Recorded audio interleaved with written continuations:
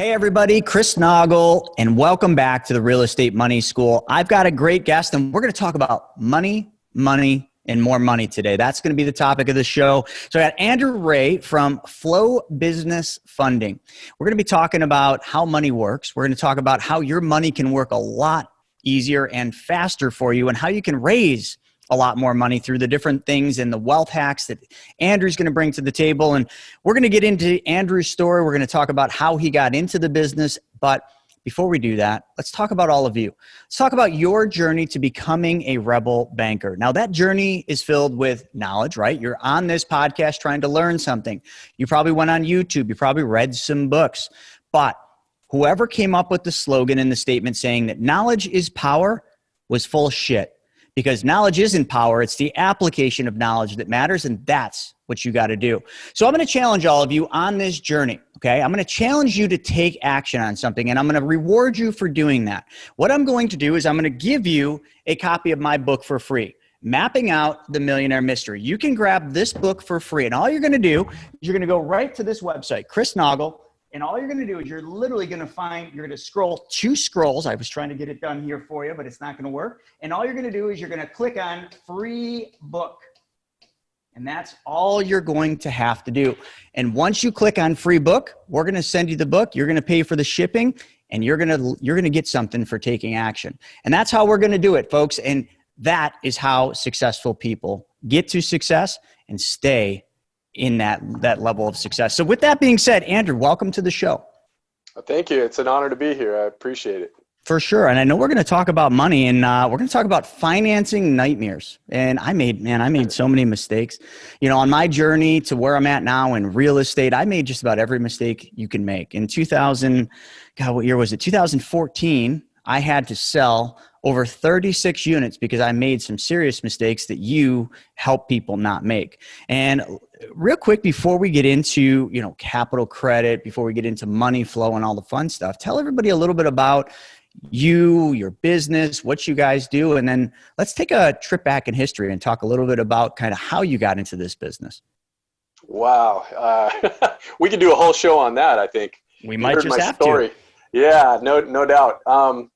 Well, I, like many people of my generation, and I'm part of the X generation, but I always say I was a millennial before the millennials came, because I was one of those guys, long hair, backpacking in Europe at 22 and driving across the country at 19, playing music, knowing I wanted to be an entrepreneur and trying to figure out a different way of life than what my parents had, and I was taught all the conventional stuff. My dad was an electronic engineer, former Air Force officer. My mom was stay-at-home mom, but she was a journalism major. She was ahead of her time as well, kind of a Renaissance woman, and decided in her 40s to go back to law school and become an attorney with 5 kids and divorce my dad and start life over.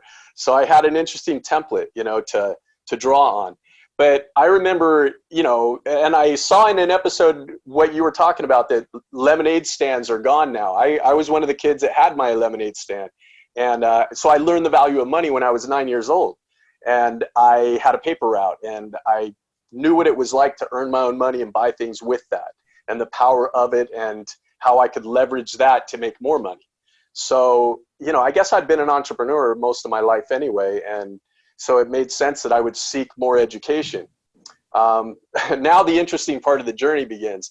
And I'm not sure you heard anything about this, but a lot of the things that I learned was in a very unconventional place. And that's why I say it was a story in and of itself.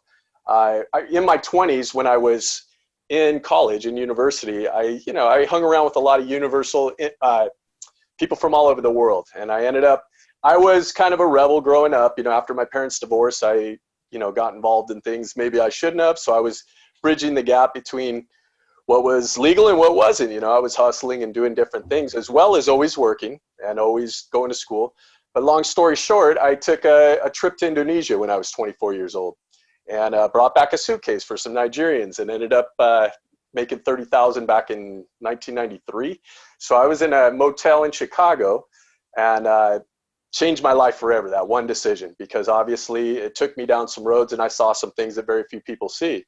And this was at a time in the early 90s when it was the war on drugs and whatnot. So another person who I didn't really know very well did a trip similar to mine, and he ended up getting arrested. And so I found myself in a conspiracy case because he ended up basically trying to get himself off. So he got about 9 of us involved in his case, which, and again, I'm not trying to excuse my behavior, because I made a dumb mistake and I did something I shouldn't have done, and I got involved in something I shouldn't have. So I'm not trying to, obviously I could point the finger and say this guy, that, and, and at the time I felt all those things.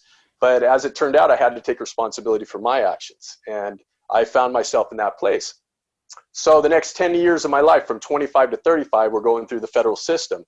I was, no priors, no nothing. I found myself in a federal prison. So I ended up having conversations and learning from CEOs of Fortune 500 companies, accountants from the mafia, from stockbrokers that were multimillionaires, attorneys. So and they were giving classes. So I took everything I could, and I'm a straight A student. I graduated summa with a degree in social science, minored in international business. And so I was soaking in any knowledge and information I could. And these guys actually took me under their wing and showed me a world that very few of us are exposed to. I never would have had that on the street, for sure, because these guys are worth, they owned airlines and 40 companies and, movie studios and things like this. So I was learning a high level of how money worked, and corporations and corporate strategy, and just things that if you're middle or lower class, you're never exposed to this stuff. And even people in upper class, a lot of them, I talk about it now with some of my clients. It's amazing to me. They're millionaires and they've never even heard about these things. Like building credit to a corporation completely separate from your personal credit scores. How to leverage large amounts of capital.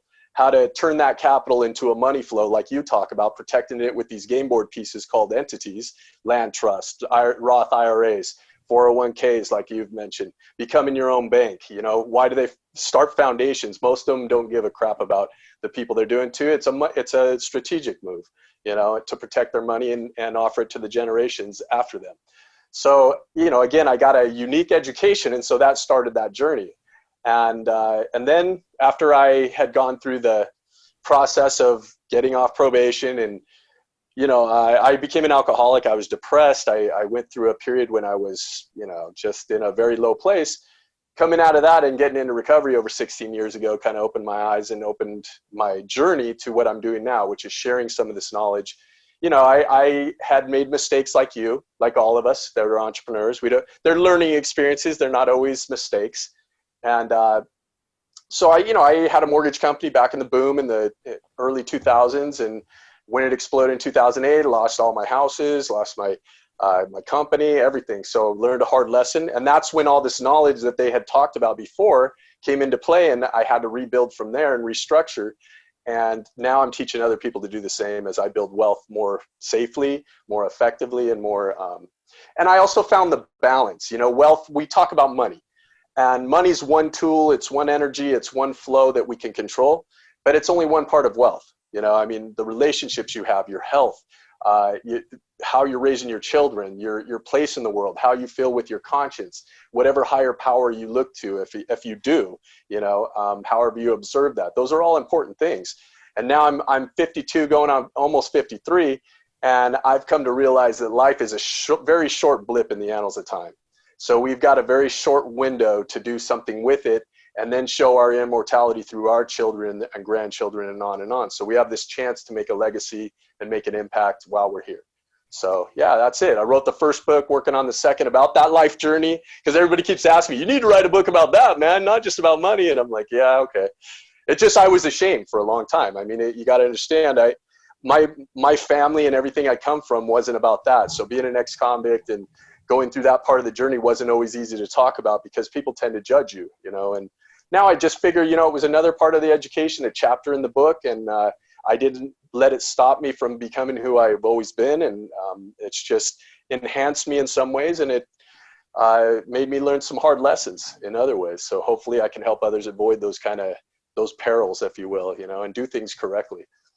Well, it's interesting because, a lot of people let the past determine who they are today, or they're so fixated on the future that doesn't exist. The only thing that matters today is right now, just like my watch always says, because that's the only thing we can control. Everything else is, Sure. Either been there, done that, you learned from it, or something that hasn't happened and we can't control it. So we shouldn't even really think about it. Sure. Do we have to plan for the future? Yeah.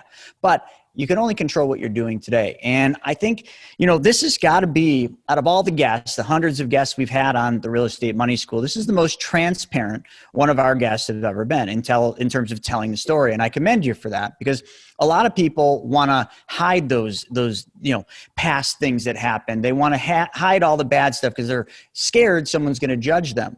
Let people judge, because that's how you got where you're at. Sure, some of those lessons, hard lessons. Some of those lessons, things you look back and say, boy, I wish I wouldn't have done that. But you wouldn't be where you're at had you not gone through those trials and tribulations that you did. So I give you a lot of credit for that. And I give you a lot of credit for writing a book. I mean, Entrepreneurial Money Secrets, that's a great topic and a great title. And you wrote the book. There's a lot to be said with that. I know what it takes to write a book. I've done 2 of them now.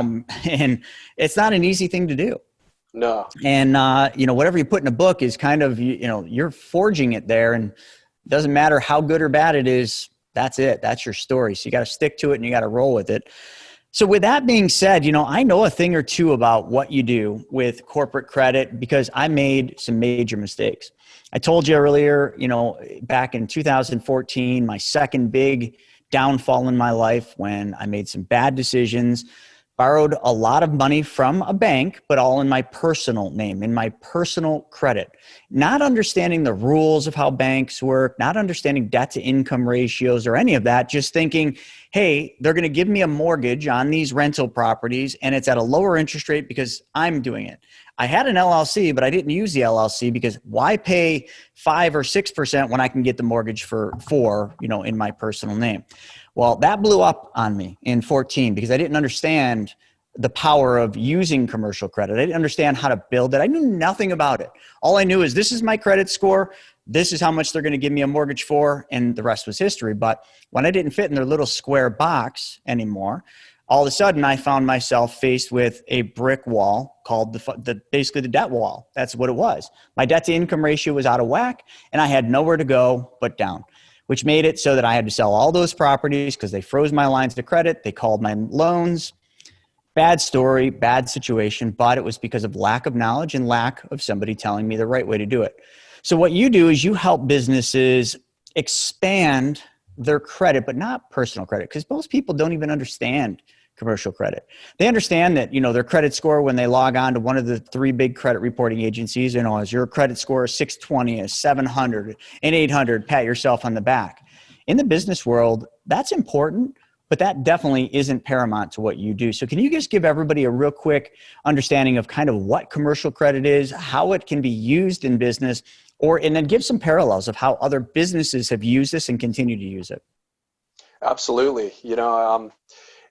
It really is, it's my mission now to share this with as many people as I can. And we have a saying at, the company I found, it's like, we say it's education, motivation, and facilitation. I say education because most people haven't heard about this. I mean, I talk, like I've told you, to entrepreneurs on a daily basis, and it's shocking to me how many have never even heard of it, let alone tried to pursue it at all. And their understanding of credit is so limited, even personal credit, that it really needs, that education needs to be out there. And there's plenty of information. It's just what I've found is that there's an emotional block to it. We're told not to get in debt. We're told to be afraid of debt. We're told to protect your credit score and be limited and don't use it too much and all this. And this is really unconventional knowledge and wisdom to what you're trying to do if you're an entrepreneur, because it's the antithesis of really what we're trying to achieve. Learning about leverage is one of the most important things that you can understand. Learning that one of the first big things you can leverage is a credit score. You can unlock money with that credit score. How do you get the credit score? And people are like, well, how do I build credit? And I'm like, the first thing is you have to learn personal integrity. Because when you do what you say you're going to do, that's your first step in achieving credit with the people around you. And when you start doing that, people believe in you. You will get personal loans from family members, friends, whatever, if they know you're that guy that will give them that return and their money's safe. Because in any lending, it's about risk assessment. Whoever's lending money wants their money back. That's the first thing they want. And it's no different in the corporate world or business world or anything else, maybe even more so. But the important thing about leveraging this credit, both personal and business credit, and there's a third tier of credit that most people have never heard about called bank credit as well. where if you have $10,000 in the bank account for over 3 months, the bank gives you a credit score. Most people don't know that in a business credit. That alone will unlock more. And all these things combined is how you can unlock untold amounts of capital for your company. And as you and I know, one of the number one ways that entrepreneurs go bankrupt or lose their business, and the statistics show the first 18 months, the majority of them do lose it. They run out of money. They run out of capital, management and learning to track everything, and then they run out, they don't have enough capital. They haven't acquired that, because most startup companies, that's not the first thing on their agenda. They already got a personal loan, like you said, you did, and so many people. How many realtors are teaching their clients, oh, you can only buy 5 houses because after that you can't get lending? And they're not teaching about building your business credit and putting everything under separate LLCs, or having a parent company that builds credit and daisy chains it down to these other companies and their subsidiaries, because they don't know. They don't know these things. Unless you get a high-level accountant, this knowledge is completely over most CPAs' heads. And I don't mean any disrespect to any CPAs out there. A lot of them are very good, at tracking things and preparing things and advising what they know, but they don't know these kinds of things. So corporate credit in a nutshell, I lump it into 2 things. There's business credit and corporate, or like you're saying, commercial credit. When it's business credit, that encompasses everything under a tax ID. And why I use that is you can go apply for these business credit cards, for instance, at 0% interest, and you can access maybe a $10,000 credit card with your personal credit. If you have a 680 or above, typically, better if you got over a 700, you can access money and put it under tax ID. Now, there's a loophole attached to that. And what that is you might qualify with your personal credit, but if you have an LLC or corporation set up with the tax ID, it goes under that after you acquire the credit line. So what that means is now it's not going to affect your ratios on your personal credit. You applied and got the credit based on your good personal credit, but it goes under your business credit. So that's called a secured credit. You're securing it with your personal. Unsecured or commercial or corporate credit is when you build credibility completely separate from your personal credit to your entity. And people are like, well, what's a corporation? What's this and that? One time I was giving a talk for the LA South Chamber of Commerce, and the subject came up. So I Googled it because I already knew the answer, but I was curious to see what Google would say. And it broke down what a corporation was. And at the end of it, it said it's a legal person, and it has the rights and privileges of a person. And that, I remember one of my first mentors teaching me that concept. He's like, you're the puppet master, and this is your avatar. This is your partner in business. So a corporation is nothing more than a legal person. It can be sued. It can build credit. It can buy stuff. It pays taxes. It does all the things a legal person does, but it's an entity that you formed and created and control. And when you hear wealthy people talk about own nothing and control everything, that's what they mean. They control and circulate money all around. Donald Trump, for instance, just said he paid $750 in taxes, and everybody's all crazy about it. But he understands the system enough to say everything's protected under his corporate entities. So his corporations are leveraged to a point that he doesn't have to pay personal tax too much, because he's in strategic debt all the time. All the time. And that's good debt because it's asset-based debt. He's creating revenue and getting a return on money. That's the goal of running a business, And those concepts for a lot of people blow their minds, because they're like, I never even thought of it like that. But leveraging debt for your benefit, Robert Kiyosaki talks about it. You probably read, I'm sure you've read Rich Dad Poor Dad. Oh, We've yeah. all been of his influenced. Books. Of course, he's brilliant at sharing this information, because what he's saying is what you teach, what I'm teaching. It's about corporate entities and real estate and not paying. It's not paying taxes. It's using the system the way it's set up to be used. And it's based on corporations and real estate and assets that you can use and get the benefits from. And then why is that good for the economy if you're not paying personal tax? Because you're providing jobs, you're providing revenue, you're providing something to the economy. You're not just an employee. The tax code was written for all of us, not just for one person. Tax code wasn't written for Donald Trump. The tax code was written in 1913, and it's the same for all of us. Some people just understand and know how to play within the rules of the tax code. Heck, I mean, you're talking about Donald Trump. That's a huge thing. I mean, not getting political or anything, but he's a very smart businessman. If you read some of his books, he's a very smart businessman, and he knows how to do this. And he surrounds himself with smart people. People got up in arms because he paid $750. My question wasn't that I was mad that he paid $750, which is a lot less than what I paid, but I'm thinking, well, damn. How do I do what he did? How do I learn what he knows so that I can follow in those footsteps to not have to pay taxes? Because I don't care how mad anyone got. I'm sure all of them are sitting there saying, boy, I don't want to pay as much in taxes. But you all have the same exact tax code. We can all play into it. You can file a 1040 tax return, or you can learn about 1041 tax returns like the Clintons, like all the foundations use, and pay hardly any taxes. So I'm glad you brought that up, because it's kind of that one thing a lot of people, shy away from because we're in a crazy political thing. But forget about politics and just think smart business and think about the rules and the laws and the tax codes that were put in place. We all can play by the same exact rules. It's just some of us choose to play within the rules. Some of us choose to ignore them and just go about complaining about everything.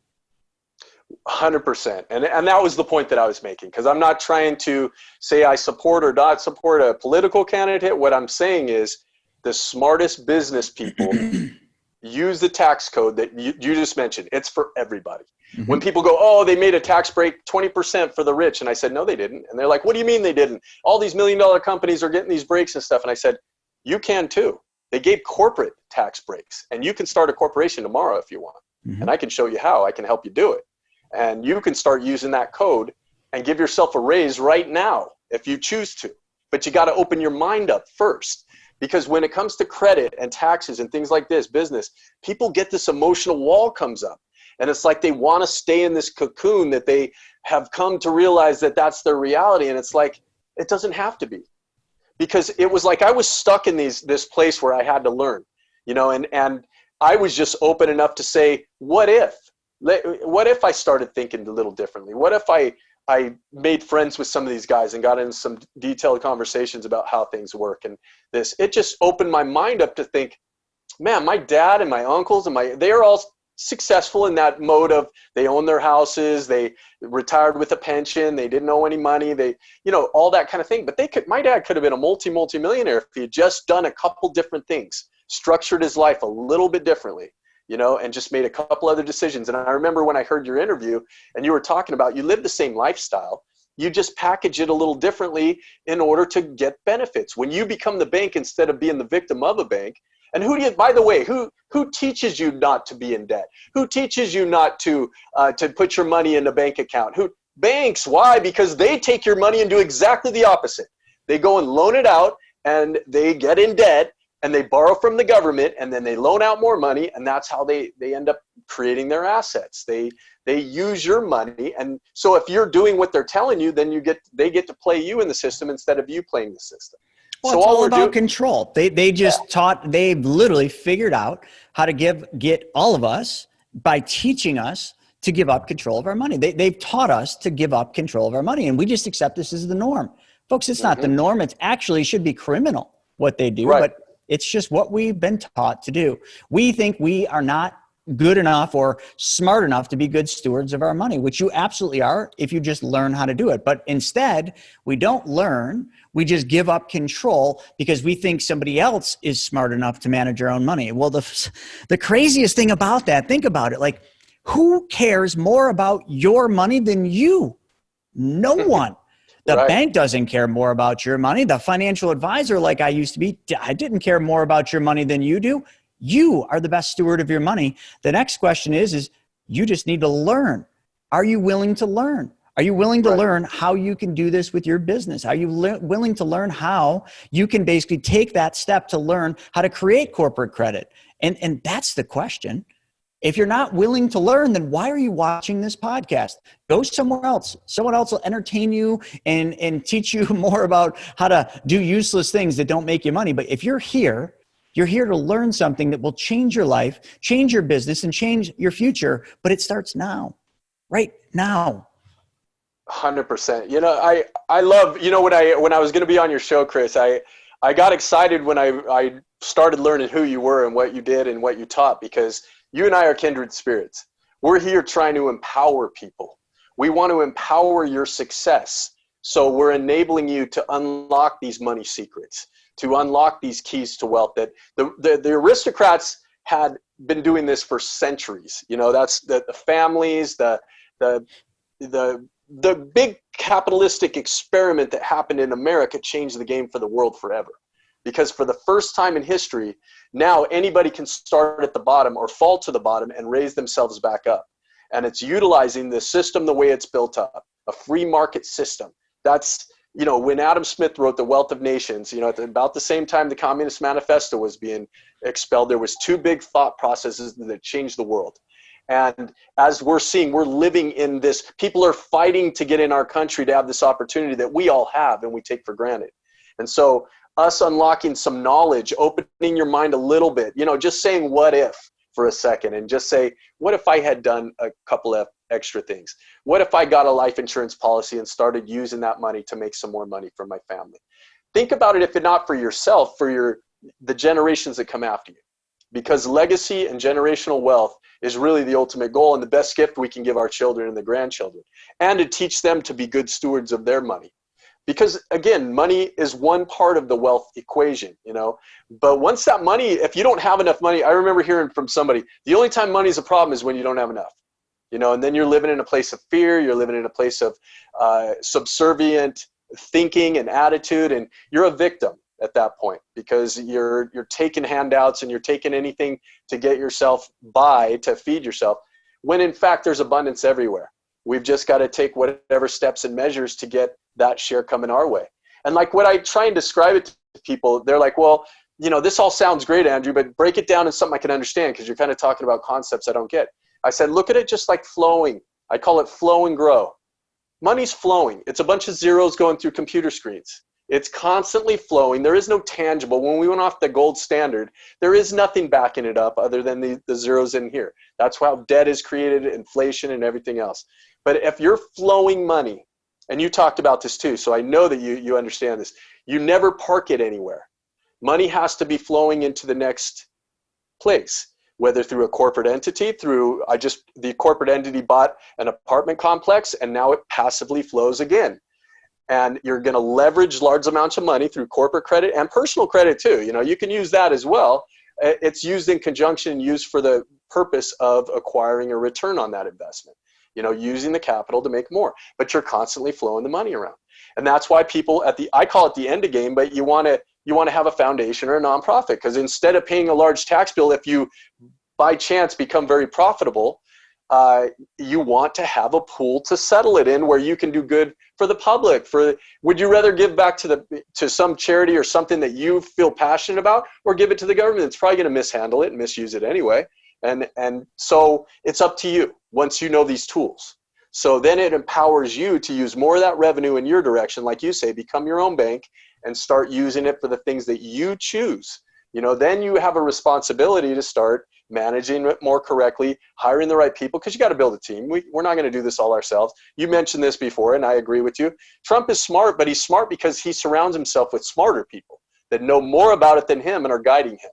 So having your own advisors, picking the people that you choose to be involved with in business is super important. Because I know I lost my first company in part because of some of the decisions of others that I was part of, you know, instead of making my own decisions and having that executive decision making at the end of it. So these are just basic premises that we get started. We could talk for hours, so I don't want to go on and on, but no, yeah. You're right. I love the analogy about money moving. And I've never, you know, when you think of the Matrix, right, it's a bunch of code moving down a screen. Remember that movie? And that's always a captivating thing when you think about the movie. Yeah. Well, money is no different. It is. Yep. It's the exact same thing. It's just numbers moving across the screen, constantly moving, never stopping. When it stops, something broke. Okay. Right. Big time. Like in 2008, you know, when the market crashed and they just shut Wall Street down because it was just on a free for all. That's a problem. It's the only time money stops, folks. But the funniest thing is what you just mentioned.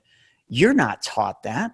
You've only been taught to park your money somewhere and let it sit because you've been taught to believe in a thing called compound interest, but you haven't been taught what uninterrupted compound interest is. You just park your money in a bank account, a CD, a 401k, a brokerage account, wherever you put your money, and you just leave it there and you just let it build or fall or do whatever it's going to do, never considering that the money that's sitting in your bank account is actually losing money every single year because it's rotting. Just like a fish in a stagnant pond in the middle of the woods with no moving water, that fish is rotting. And if you catch that fish by some chance and you reel it up like you just caught yourself a dead log, you get it to the shore, you wouldn't eat that fish. You wouldn't ever want to eat that fish. You want to walk down that road or whatever and find that big moving stream, that brook, that creek, that river, and catch your fish there. Why? Because it's moving. It's fresh. It's alive. The fish in there are alive. They're stronger. Your money is stronger and growing faster when it's moving. When it's sitting stagnant, well, you know what it's doing. It's dying. And it will always die that way. But that is what you've been taught your whole life, is for your money to be parked somewhere sitting while it dies for you, but makes somebody else filthy rich. Hey folks, listen, you might not like hearing this. The truth hurts, but it is the truth. And the more you peel this onion, the madder you're going to get at how things really work and why you think you know what you don't know and why the knowledge you have is what it is. And Andrew's talking about a whole different side. You know, I put it down like we talked about financing nightmares, capital credit, financing strategies, but really it's just a different way to use money. If you don't have money, I hear it all the time. Oh, well, I don't have any money. You have money, so you can do these things. Bullshit. Excuse my language, but you know what? I came from nothing. Andrew, you came from nothing. Like, we built this from nothing by failing forward one step at a time, and it sucked every step of the way. Every step of the way. Yeah. Man, some days I didn't know how I was going to make the mortgage payment. Had to ask my brand new girlfriend to help me pay the mortgage, the utilities, and I had to rent rooms out in my room to my friend, or in my house to my friends, because I couldn't make it. Like, do you think that's easy? No, but that's sometimes what it takes to get where you're going to get. Now, all of you are I would call you lucky because you have this knowledge flowing at you, and this knowledge can change your life. But are you going to take advantage of it? I said it earlier. Knowledge is useless, completely useless. You can read thousands of books and have all this knowledge and not use it. What a shame. What a shame. You go to the grave, that final resting place, and all that knowledge dies with you if you don't do something with it. Man, I don't know what got into me today with this podcast, but like, you know, some of you are going to be turned off and pissed off at watching this podcast. Good.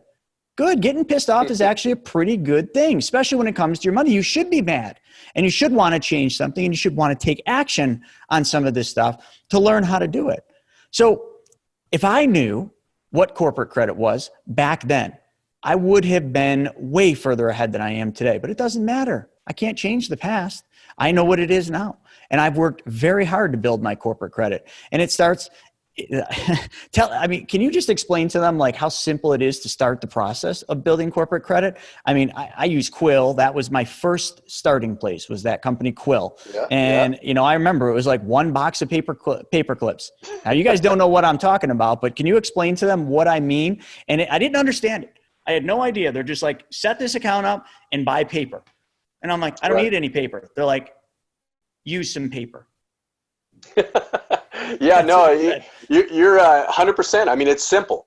It's simple, but it's not easy. It's simple because the concepts themselves are simple. But to get your mind wrapped around a new reality, a new concept, we emotionally don't go after what's uncomfortable typically. So getting past that is a big thing. The second thing is just taking action, like you said.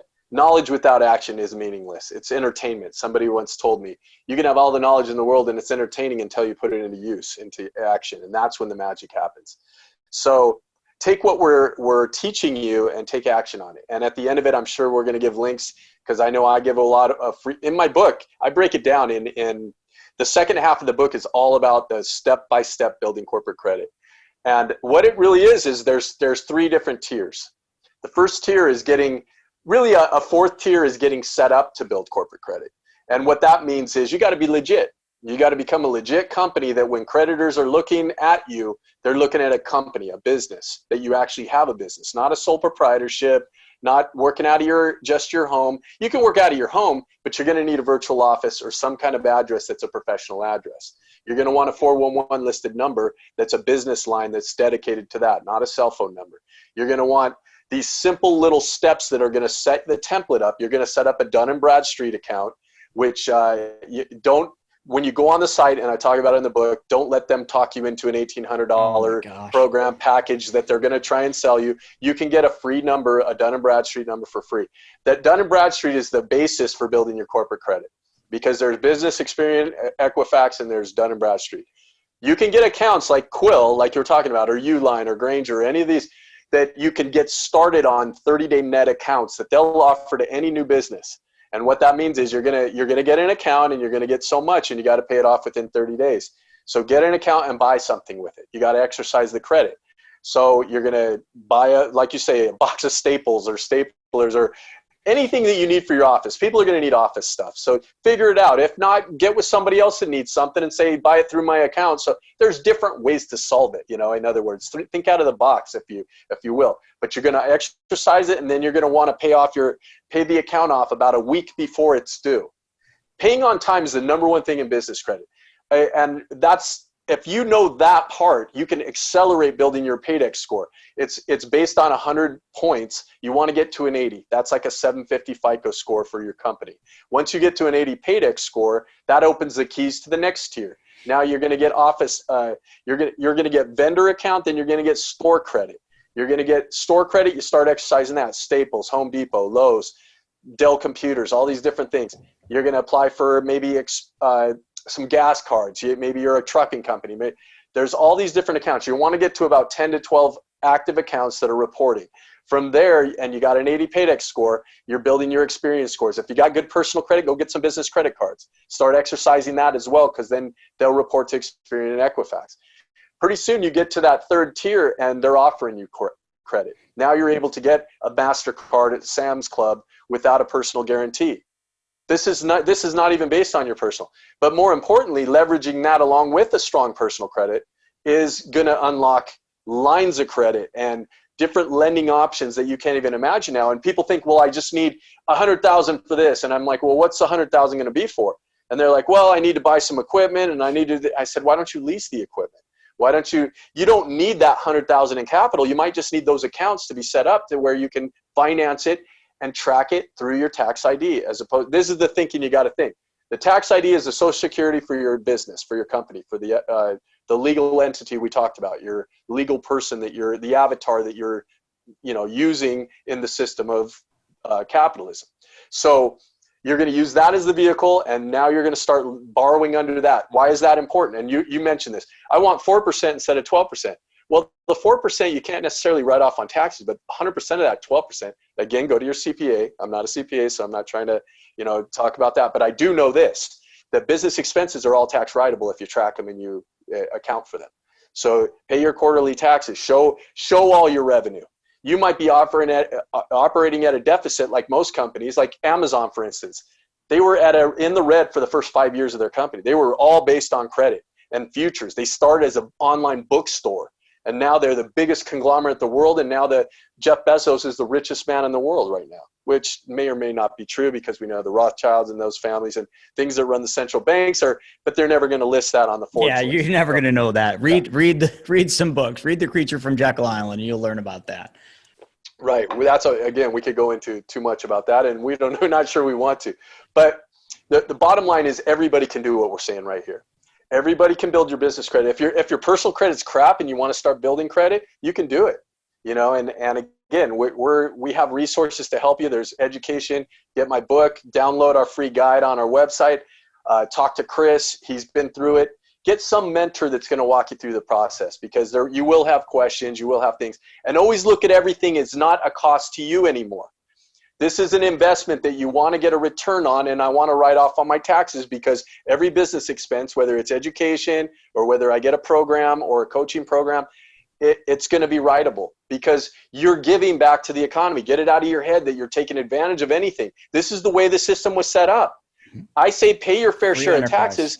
Yeah, free enterprise. Do the smartest thing you can and surround yourself with the smartest people you can in order to be successful. Because on average, most millionaires lose their fortunes 3 times before they keep it. Why? Because like Chris and like me, you've tried stuff and you learn the hard way. You fall down and you get back up and you dust yourself off. And if you're a real entrepreneur, you just use it as a learning lesson and keep going, you know? And just like when I was in recovery for my alcoholism, after the depression, after my prison stint, it was like forgiving myself first. And then I had to go through 12-step process, and I couldn't jump to step 12 from step 1. I had to, first of all, be grateful, and I had to give myself to something else. And the 12th step is giving back. This is the circle of life. We talk about the flowing and growing and how it's an eternal circle. It's the same with everything. Health is the same way. You use the analogy about fish in a pond. You're absolutely right. You want a running stream. I always use the analogy, blood in your body. If blood stops in your body, what happens? It's flowing all the time, but if it stops, you die. You know, you have a heart attack or a clogged artery or something and you are dead, you know, and it's the same with water. It's the same with any kind of energy, electricity, anything that you can think of is a flow.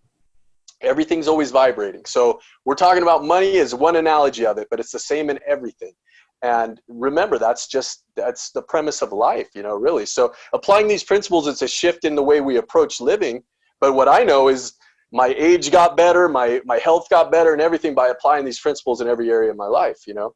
And I'm still learning, not trying to say I'm perfect by any means, because I have so far to go and so many things I need to learn. But I try and surround myself with the best people I can.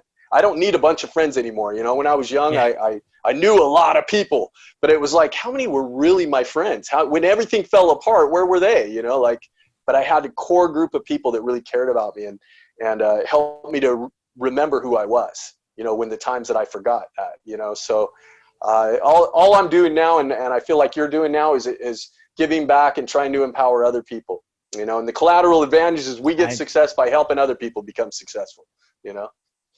Well, that's it. You know, Zig Ziglar said it, you know, if you help enough people get what they want, you get what you want. And that is so true. It's actually, you know, there's so much to be said about that. It's a universal law, you know, and if any of you know what laws are, like the law of gravity, go up to the top of a building and jump and let me know what happens. Oh, I'm sorry. You won't be able to because it's a law. You can't change it. You can't bend it. It's going to work the way that it was always working. Well, thoughts and everything we're talking about, the act of gratitude, the act of giving, those are laws as well. And, you know, when you harness into those and you tap into that power, that vibration, whatever you want to call it, your life changes. And it's all because of this natural law and this movement. I mean, there's just too much to it. I don't want to go down a rabbit hole there, but like, let me bring you back to the corporate credit, because that's what we're here to talk about. As he's talking about like those 3 different phases, I had no idea. Now, remember, I started my corporate credit journey back in 2015. Now, it seems like that's a long time, but that's 5 years ago, right? Not really a long period of time in the grand scheme of things, right? So 5 years ago, I met someone just like Andrew, and they said, well, let's build corporate credit. I knew nothing about it. It didn't make sense, but I did know that I needed money. It's all I knew. It's all I cared about. My one resonating thing that was going off in my mind is you need money. You need money to buy real estate. You need money. This guy can give you money. If you get your Paydex score and your Dun & Bradstreet score up, he'll give me money. I'm like, sign me up. I paid him. And I remember those phone calls. They were short and sweet. Open a Quill account and buy some staples. I don't need any staples. Find a need for staples. And if you don't need staples, well, you need some paper. Get some paper and then you're going to need staples. And it's kind of how the conversations went. Then after that, and I didn't know Uline. Like I still get those ginormous catalogs in the mail. And it dawned on me, I'm like, shit, man, that's why I set up that Uline account. And we still buy all of our bags for shipping our books from Uline. And then you went on, you mentioned the gas card. I'm like, damn it, I got a Sunoco card. Why do I have that Sunoco card? I've been using that thing since 2015. I won't even get gas anywhere else. I didn't remember that was to build my corporate credit. And then he went on and he started talking about Home Depot. I'm like, yeah, I did go to Home Depot and Lowe's and I set up commercial accounts. And I remember now today I have a commercial line at Lowe's. I think it's like $500,000. Will I ever spend $500,000 at Lowe's? No, but they gave it to me and it never dawned on me. Why would Lowe's give me access to $500,000? Because I've done exactly what Andrew teaches you to do. I walked this walk and I forgot about walking the walk because, hey, That's how life works, right? You get to a point, you don't always remember how you got there, but you know you're there. And then you're always looking to what's next. Folks, get there. But you can't get there until you get started, until you take that first step, until you learn these different phases. And that first phase, hey, I don't care if it's a Quill account and you go on Quill and you buy yourself some new pens or whatever the heck it is you buy, coffee cups. Get started. So Andrew, with this has been awesome. I had no idea what we're going to get into, and it's crazy, but like minds think alike. However they say that statement. How do people learn from you? How do people get in touch with you? I know you got a book, but let's give them some tangible places where they can go to learn this because they need this. Yeah, the first place, like I said, download the book. It's Entrepreneurial Money Secrets. It's on Amazon. I give it away. I didn't write it to sell books. It was to get the information out there. You can download it for 99 cents. We're either running it free, but 99 cents is essentially free anyway. So go to entrepreneurialmoneysecrets.com, just the way it's spelled, entrepreneurialmoneysecrets.com. It'll give you a link and it takes you directly to there. You can download it. And if you want to buy a copy, you can get a hard copy as well. Also go to flowbusinessfunding.com and download our 4-step guide. It'll teach you the basics, the overview. The book goes into more detail and it talks about different funding sources. The first half of the book is for if you're a real estate person, it's huge because it shows you all from private money, hard money, every different way that you can capture money in order to get real estate and run a business. And then the second half is building your business and corporate credit. So those 2 resources are really good. Also 844-440-FLOW. So that's our 800 number. You could set up an appointment. For your guests, I can do a 15-minute strategy session for free. Just guide them, send them wherever I would recommend that they get started, and take it from there because it's about empowering. Again, education, motivation, and facilitation. So also we have a Facebook group where we got a YouTube channel we're starting and trying to get it out there as much as possible. All right. I love that. So folks, we're going to put all that in the notes. So, when you clicked on this podcast to watch it in the show notes, go back up there. All these links are going to be there. You need to get a copy of his book. Look, you might be even saying, well, why is it 99 cents? Why wouldn't you just give it away for free? Because people that get things for free don't respect them. They don't take it seriously. If I give you something for free, which I'm going to, but you got to pay the shipping, you don't take stuff for free.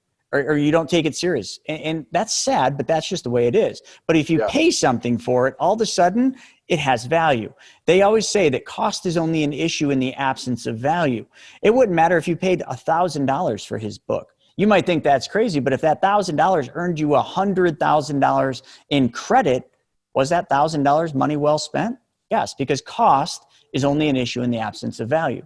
What is the value? That's what you focus on. The cost, just a stepping stone, folks. That's all it is. But we're talking about a 99-cent book here. Grab the book, go to his website and check it out. And with that being said, earlier, I mentioned knowledge. There was some serious stuff dropped on this podcast episode. There really was. I mean, some good things, some things where, it's hard to listen to, some things where the truth just hurts and you don't want to hear it, but you need to. That's life. Get used to it. You're going to get kicked in the teeth many times in life. And you know what? Like Rocky said, it's not how many times you get hit, it's how many times whatever he said, how many times you get hit, it's how many times you get back up. You know the statement? What did Rocky say? Yeah, I can't believe I screwed that up. It's not how much you get knocked down, it's getting up that last time. It shows who's a winner is, Absolutely. And I can't believe I didn't get that because that's one of my favorite quotes, but that's life. Get used to it, folks. Get out there. Take action on things. I already told you earlier, you can have a copy of my book, Mapping Out the Millionaire Mystery. Just go right here to the website. Scroll down, book, free. You can get the book for free. Just pay the shipping. There it is, folks. That's how you do it. chrisnoggle.com and free books, free training and everything. Question is, what are you going to take action on? Andrew, thank you so much for your time. And it was great having you on as a guest. I didn't know what to expect, and I'm really glad we went down that road. No, man, it was a pleasure and an honor. And I knew you were a kindred spirit, and this just solidified it because I feel like we could talk hours, and you're as passionate as I am. And like you tell people, it's taking action. You guys don't just listen to this podcast and don't do anything. Go get Chris's book. It's going to empower you. And don't look at things as a cost. Look at it as an investment and what return on that investment. If you make that shift in your mind, everything else will start opening up. Because when we think we're losing something, we're not losing anything by doing nothing, you know? So take action. And it's been a pleasure. Thank you for having me. I appreciate it. Absolutely. Thank you for being on. And all of you, thanks for your time joining us here today. And thanks for making another episode just an awesome success for the Real Estate Money School. Make sure you tell people about this podcast. Make sure you subscribe to my YouTube channel, The Chris Naugle, and we'll see you on the next episode. Later.